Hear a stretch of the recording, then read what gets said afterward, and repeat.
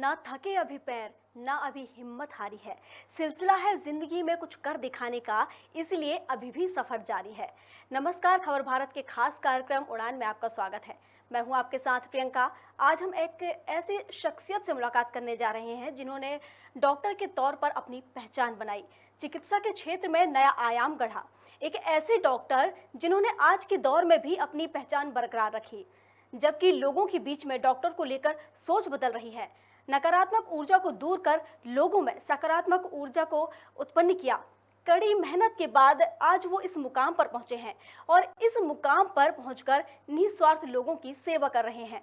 Doctor को वैसे तो भगवान का दर्जा दिया जाता है और आज इसे सच कर दिखाया है डॉक्टर उमेश बत्रा ने, जो आज हमारे साथ स्टूडियो में मौजूद हैं, जिनसे हम जानेंगे उनके संघर्ष और सफलता की कहानी। डॉक्टर बत्रा, आपका बहुत स्वागत है खबर भारत में। डॉक्टर बत्रा, सबसे पहले तो मैं यही जानना चाहूंगी कि आखिर आपने इस क्षेत्र को ही क्यों चुना। ये चिकित्सा का क्षेत्र है, आप डॉक्टर बन सकते, वकील बन सकते थे, इंजीनियर बन सकते थे, लेकिन फिर भी आपने इस क्षेत्र को ही क्यों चुना?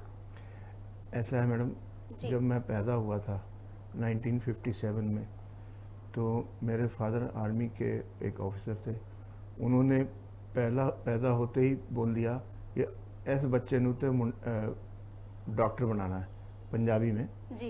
तो आज के ज़माने में कोई पेरेंट्स ऐसे नहीं बोलते, क्योंकि इतना ज़्यादा कंपटीशन हो गया है, इतना ज़्यादा आपको संघर्ष करना पड़ता है, इतना ज़्यादा पढ़ाई करना पड़ती है। ताकि हम तो अपने खेलते खालते पढ़ाई करते रहे और एकेडमिक कैरियर बनता गया, और हमने आज तक हमें कोई ड्रॉप नहीं लेना पड़ा, क्योंकि हमारे घर में फादर क्योंकि एक मिलिट्री से रिटायर्ड थे, मेरी मदर एक टीचर, एक एनसीसी स्कूल की टीचर थी, एनसीसी की टीचर थी जी। तो हम लोगों को एक तरह का अनुशासन, डिसिप्लिन घर में सिखाया गया और सिंसियरिटी सिखाई गई।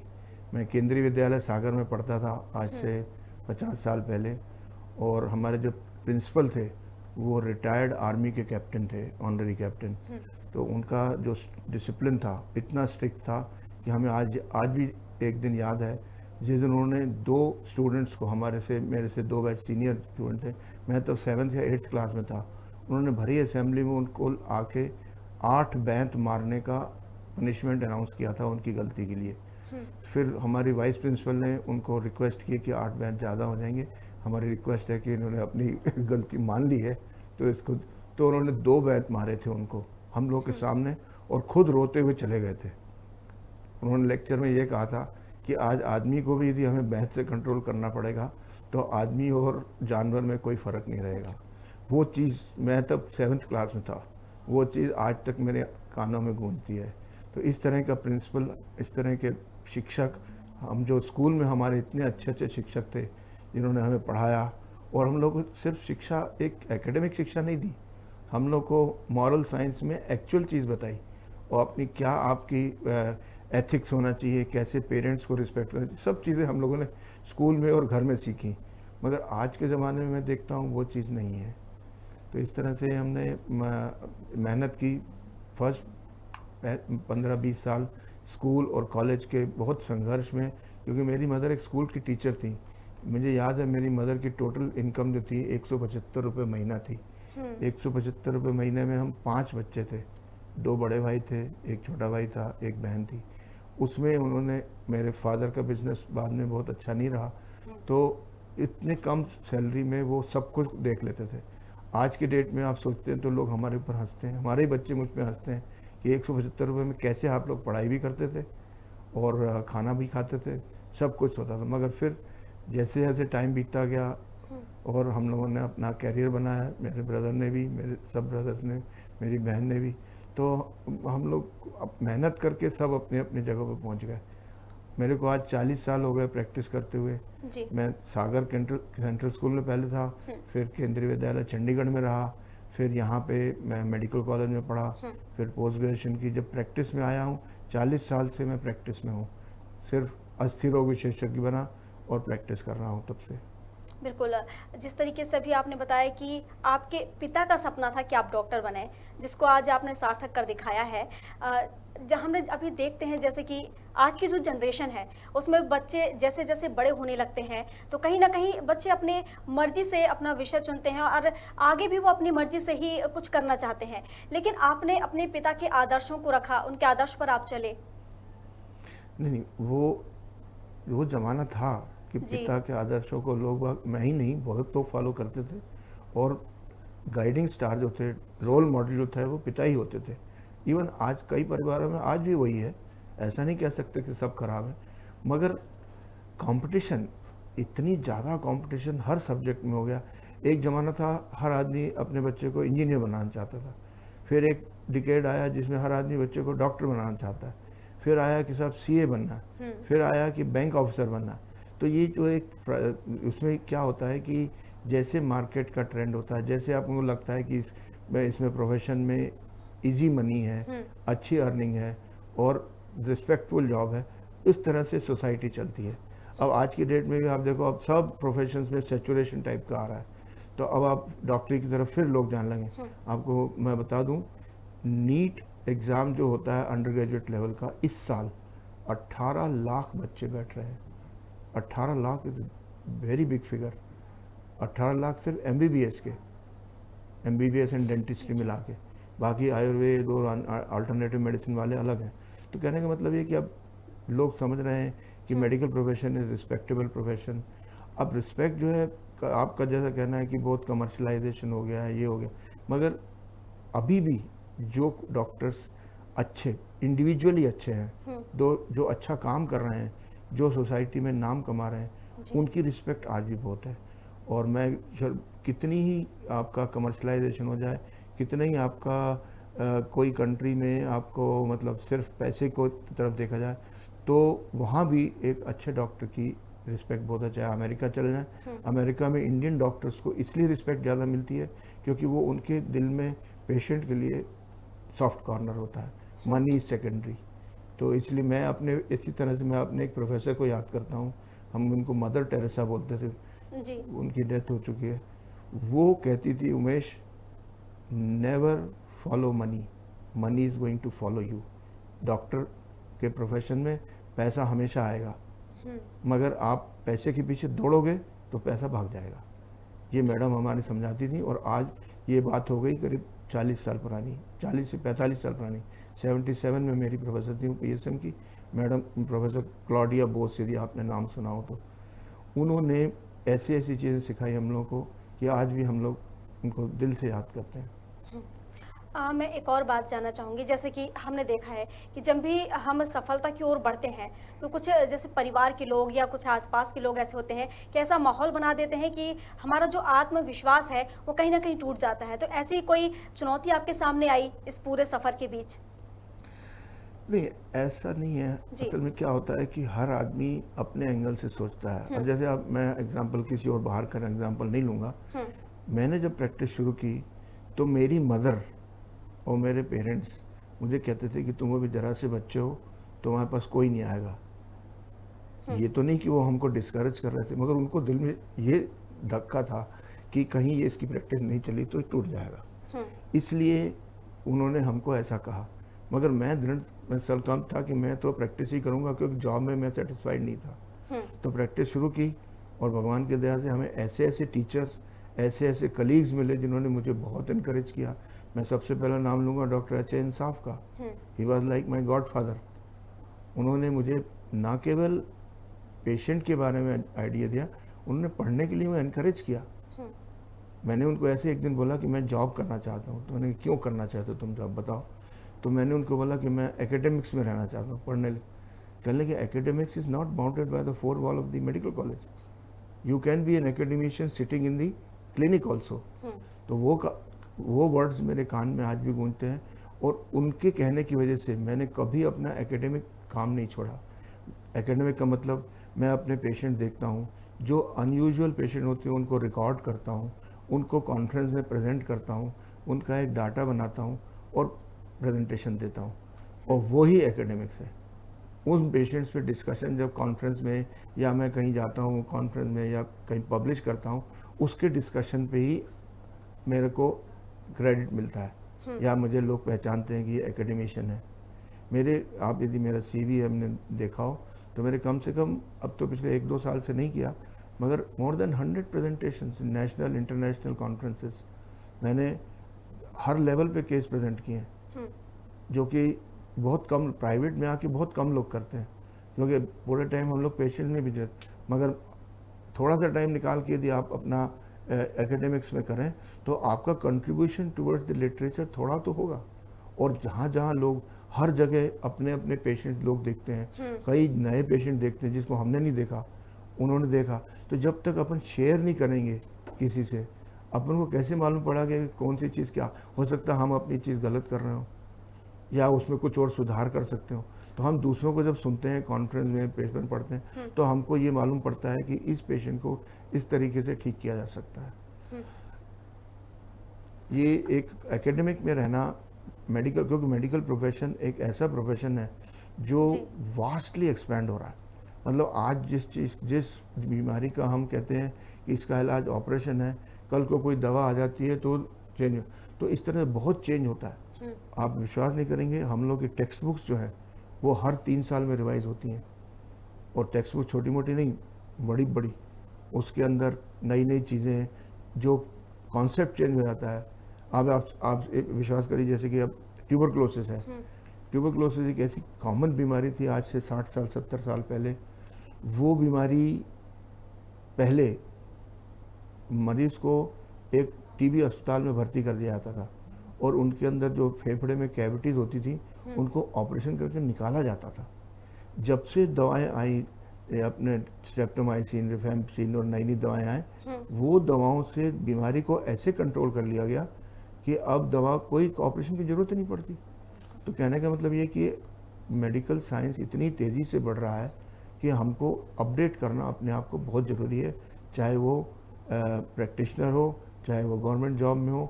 इसलिए आपको कॉन्फ्रेंस अटेंड करना और साथ में जर्नल्स पढ़ना ये बहुत ज़रूरी है हर डॉक्टर के लिए। हमने आपसे आपकी जो जीवन है उससे जुड़ी कुछ जानकारियां जुटाई हैं, तो हमें एक सर्टिफिकेट दिखा जिसमें ये लिखा था आपके शिक्षक के द्वारा, साप्ताहिक परीक्षा विवरण का ये सर्टिफिकेट था, जिसमें लिखा हुआ है कि धुएं से सीखो ऊंचे पर ही बढ़ना। ये मैडम, ये जो है मैं सब 1968 में, जब मैं मेरे ख्याल 6th या 7th क्लास में था। देखो ऐसा है कि मैं बता रहा हूँ कि मैं बहुत मस्त मौला था, पढ़ाई कम करता था, खेलता ज़्यादा था। तो खेलते खेलते कई बार हम लोग के क्लास टेस्ट होते थे, हर क्लास टेस्ट में एक ना एक सब्जेक्ट में फेल होता था मैं, और घर आके खूब डांट पड़ती थी मेरी मदर से स्पेशली, क्योंकि वो स्कूल टीचर थी। वो कहने लगे, या उमेश तुम बन गए डॉक्टर, ड्राइंग में तुम्हारे 100 में से 10 नंबर है और ड्राइंग तुम कर नहीं जानते, तो मेडिकल डॉक्टरी बनने का तुम सपना छोड़ दो। तो जब एक बार डांट पड़ती थी तो फिर हम इम्प्रूव होते थे। तो जैसे कॉन्स्टेंटली हमने 3-4 टेस्ट में हम फेल होके सही हुए, तो हमारे जो गुरुजी थे, आज उनका भी नाम मुझे याद है, मिस्टर पुनतांबेकर, उन्होंने लिख के दिया, धुएं से सीखो ऊंचे पर ही बढ़ना। तो वो जैसा मेरा प्रोग्रेस हुई, उन्होंने प्रोग्रेस के हिसाब से मेरे, दैट वाज इन 1968, आज से 50 साल पहले। बिल्कुल, जैसा कि आपने कहा कि आपकी माँ ने डांट लगाई थी, तो ये काफ़ी एक वो मोमेंट होता है ना कि आज भी हम याद करते हैं। हमारी जब हम पुरानी ज़िंदगी में जाते हैं, पुराने जीवन में, या थोड़ा पीछे जाते हैं अपने जीवन में, तो हमें ये देखने को मिलता है किस तरीके से हमें हमारी माँ डांटती थी। उस समय बुरा लगता है, लेकिन वही कुछ पल होते हैं जो फिर आगे चल के याद आते हैं, जैसा कि आज आप याद कर रहे हैं सर। मैं आज सुबह जी, रोज़ सुबह न्यूज़पेपर पढ़ता हूँ, 1 घंटा लगता है मुझे न्यूज़पेपर। इतना ख़राब लगता है पढ़ के कि माँ ने डांटा और उसने सुसाइड कर लिया, और माँ ने डांटा मोबाइल के लिए, उसने कुएं में छलांग लगा दी। ये जो सिस्टम आया है, भगवान जाने ये कहाँ ख़त्म होगा। बस ये जो चीज़ें हम लोग तो डांट क्या, पिटाई खा के भी पढ़े। बिल्कुल, घर में पिटाई भी होती थी, ठीक है, मेरी कभी हुई, कम हुई, मेरे ब्रदर की तो बहुत होती थी पिटाई। तो इस तरह से पढ़ के वो इंजीनियर बने, हम डॉक्टर बने। तो इस तरह से मेहनत करी, पढ़ाई करी और डॉक्टर बने। बाद में दिल में आया कि हम डॉक्टर बन गए हैं, मेरी क्लिनिक में पेशेंट आते हैं, मगर कुछ गरीब पेशेंट जो गांव से आ रहे हैं, उनका मुझे दुख लगता था कि ये हम लोग की खर्चा फीस अफोर्ड नहीं कर पाते। तो मैंने कुछ साल पहले एक फार्म हाउस लिया था, मतलब ज़मीन ली थी, उसमें फार्म हाउस बनाया, फिर मेरे को लगा कि हम एक काम कर सकते हैं, हर संडे को हम सुबह वहाँ पे एक छोटी क्लिनिक चालू करें। और आज ये जो आप वीडियो दिखा रहे हैं वो क्लिनिक का है, जहाँ पे मैं अपने पूरे फिजिशियन सैंपल वहाँ पिछले 25 साल से हर संडे को सुबह 8 से 10 बैठ के फ्री बांटता हूँ। और पेशेंट एक टाइप की गाइडेंस क्लिनिक है, इसका नाम रखा है बत्रा मेडिकल सेंटर। वहाँ पे गांव में मैंने रियलाइज़ किया, आज से सिर्फ भोपाल से 25 किलोमीटर दूर है, वहाँ कोई क्वालिफाइड डॉक्टर आसपास नहीं है, सब क्वैक्स बैठे हुए हैं, सब कोई कंपाउंडर रिटायर्ड है, कोई वो अपना बंगाली डॉक्टर है, लाइक दैट। वो सब लोग गांव वालों को मिसगाइड करते हैं। तो मेरा सिर्फ एक ही मैसेज था गांव वालों को कि आपको कोई तकलीफ हो हेल्थ रिलेटेड, संडे को सुबह 8 से 10 आके गाइडेंस ले लीजिए फ्री ऑफ चार्ज, कि कहाँ क्या कराना है। आपको डिलीवरी भी कराना है तो मैं बता दूंगा आपको कहाँ जाना है, आपको प्लास्टर लगवाना है तो मैं लगा दूंगा, मगर उसके अलावा जो काम है, कई कई पेशेंट्स इतने मिसगाइड हो रहे हैं आजकल कि बिना वजह उनके CT MRI हो रहा है, बिना वजह की। कोई अनक्वालिफाइड डॉक्टर का काम ही, उन्होंने कहा साहब उनको ये चोट होगी तुम MRI। अब गांव वाला जिसको नॉलेज नहीं है वो सब इन चीज़ों में फंस जाता है। तो उस चक्कर से एक तरह का हेल्थ गाइडेंस क्लिनिक टाइप का हमने वो शुरू किया। फिर हमने रियलाइज़ किया कि ये जो पेशेंट्स हैं गांव वाले, कुछ एक कैंसर पेशेंट है वो भी प्राइवेट में अफोर्ड नहीं कर सकते, तो मैंने फ्री सर्विस देना शुरू की कैंसर हॉस्पिटल में। और हर फ्राइडे को मैं 2 से 4 बजे तक फ्री में कैंसर हॉस्पिटल जाया करता था। अब तो कुछ 1 आध साल से नहीं जा रहा हूँ क्योंकि मैं भी थोड़ा एज की वजह से, मगर फिर भी वहाँ से जो पेशेंट आते हैं हम लोग देखते हैं। तो कहने का मतलब ये कि वो एक सेक्शन था जो प्राइवेट में कवर नहीं हो रहा था, तो मैंने वो भी किया, और मगर उससे मुझे बहुत फ़ायदा हुआ। मेरा पूरा एकेडमिक कैरियर ऑर्थोपेडिक ऑन्कोलॉजी का है। मैंने जितने प्रेजेंटेशन दिए हैं उसमें मेजॉरिटी या तो ट्यूबरक्लोसिस पे है या ऑन्कोलॉजी पे है, इसलिए वो चीज़ फ्री का सर्विस करने में मुझे कोई कभी रिग्रेट नहीं हुआ, हमेशा फ़ायदा ही हुआ मुझे। डॉक्टर बत्रा, एक चीज़ और, जैसा कि आपने कहा कि निःशुल्क शिविर लगाते हैं आप हर संडे को, ये काफ़ी सराहनीय कार्य है। हर किसी के बस की बात नहीं है ये कि इस तरीके से शिविर लगाना। हम आज भी देखते हैं कि कई डॉक्टर्स हैं, लेकिन कभी अगर उनकी क्लिनिक में कोई गरीब पहुंच जाता है तो वो उनसे सही तरीके से बात तक नहीं करते हैं। सही तरीके से इलाज करना तो छोड़िए, उनसे सही तरीके से बोलना, उन्हें बात करना, और जिस तरीके से जब मरीज होता है उसे एक अच्छी भाषा की ज़रूरत होती है, अच्छे कहना चाहिए अच्छे से उससे बात कर लेना, उसी में कहीं ना कहीं वो सारा दर्द भूल जाता है, उसका कुछ हद तक दर्द कम हो जाता है। लेकिन आजकल डॉक्टरों के प्रति लोगों की सोच बदल रही है, तो कितना मृदुभाषी होना कहना चाहिए, कितना ज़रूरी हो गया आज के समय में।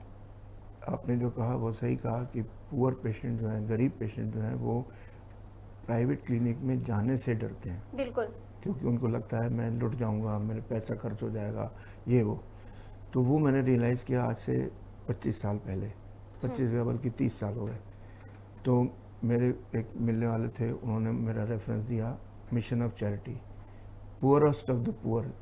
जिन लोगों से आप भी बात करना पसंद नहीं करेंगे, जैसे आप स्टेशन गए, जो भीख मांग रहे हैं, नंगे पड़े हुए हैं, कपड़ा नहीं है, खाने को नहीं है, उन पेशेंट्स को आप जो है वो मिशन ऑफ चैरिटी सिस्टर्स जो हैं उठा के मेरे पास ले आती हैं।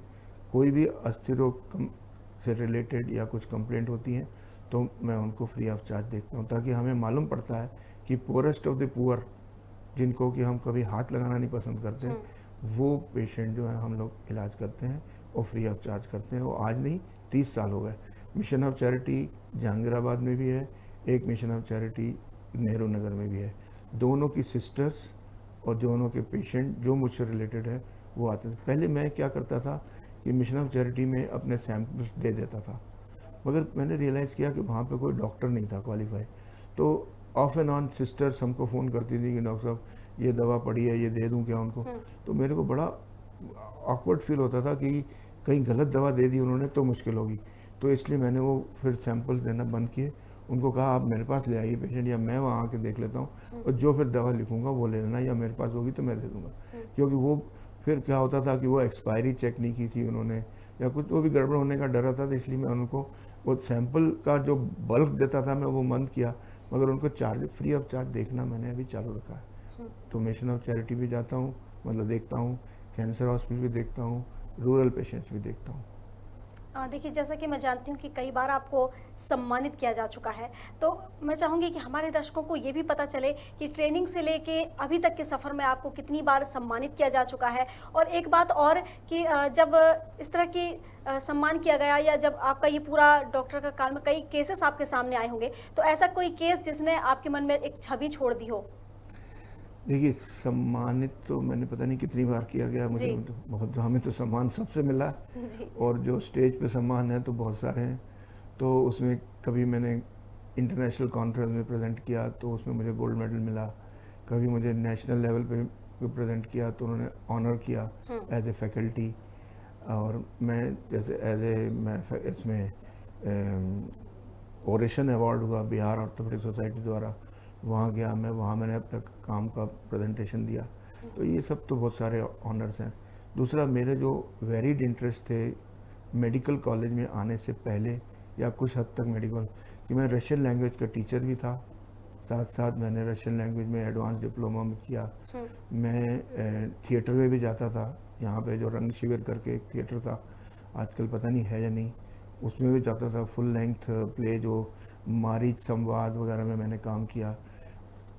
नेशनल स्कूल ऑफ ड्रामा के जो मिस्टर M.K. रैना थे, उस टाइम यहाँ वर्कशॉप कराने आए थे, उनके साथ काम किया। तो मेरा मेडिकल में एडमिशन ही हुआ था तब, तो वो मुझे बहुत इम्प्रेस हुए मेरी एक्टिंग से, तो मुझे बोले कि उमेश तुम मेरे साथ चलो NSD। उस टाइम पे कुलभूषण खरबंदा, शबाना आदमी, मेरा ख्याल है शायद वो लोग वहीं NSD में थे दिल्ली में। तो मैंने, क्योंकि मेरा मेडिकल में एडमिशन तभी हुआ था, मैंने मदर से ऐसे ही कहा, तो मदर बोली कि तुम डिसाइड करो डॉक्टर बनना है कि एक्टर बनना है। तो मैंने फिर डिसाइड किया कि डॉक्टर ही बनना है, तो मैं नहीं गया वहाँ पे, और फिर मैं रहा यहीं पे। तो मैंने ड्रामा किया, इवन रशियन लैंग्वेज में ड्रामा किया मैंने। कॉलेज में आपने कुछ पिक्चर्स देखी, वो कॉलेज की हैं, उसमें भी अवार्ड मिला मुझे, बेस्ट एक्टर अवार्ड मिला। और केंद्रीय विद्यालय चंडीगढ़ से तो मैं ड्रामा लेके मैं जयपुर गया था, जयपुर में प्रेजेंट किया था मैंने। हालांकि अवार्ड नहीं मिला था, मगर ये कि हमने पार्टिसिपेट किया था चंडीगढ़ केंद्रीय विद्यालय से।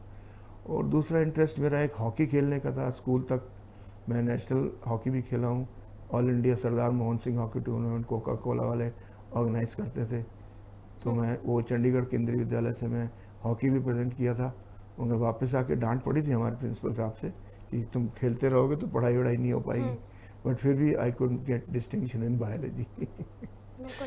ऐसे ही था। बिल्कुल, जिस तरीके से आपने अभी बताया, ये पूरी दिनचर्या, पूरा जीवन आपका, जैसा कि हमने जाना। और मैं थोड़ा पीछे जाऊं तो आपके कितने भाई बहन हैं और किन लोगों के कारण आप ये आगे बढ़े हैं? जैसे कि अभी आपने बताया भी था कि आपके फादर का सपना था, और आपके सभी भाई अच्छी फील्ड में हैं, अभी आपने बताया। तो मैं आपसे ये जानना चाहूँगी कि आपके कुछ दोस्त रहे होंगे जिन्होंने आपका सहयोग किया होगा बढ़ने के लिए, क्योंकि कहते हैं ना कि दोस्त कहीं ना कहीं हमेशा साथ रहता है। तो कभी उन्होंने आपका साथ दिया हो, ऐसा कोई दोस्त जिनको आप याद करना चाहते हो? दोस्त तो मेरे बहुत हैं जी। कोई एंड नहीं है दोस्तों का, सारे मतलब दुश्मन नहीं है कोई, इसलिए सब दोस्त हैं। तो कलीग्स जितने हैं मेरे सब फ्रेंड हैं। सीनियर कलीग्स ने मुझे बहुत रहा, उन्होंने बहुत हेल्प की।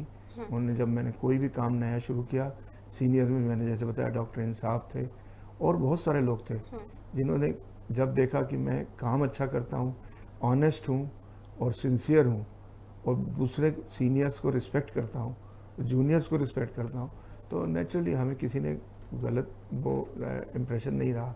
मैं धीरे धीरे बढ़ा हूँ, मैंने कभी जंप नहीं किया। मैंने ये क्लिनिक जो है किराए पे शुरू की थी, और आज भी किराए पे ही हूँ, क्योंकि मैंने कभी जंप नहीं किया।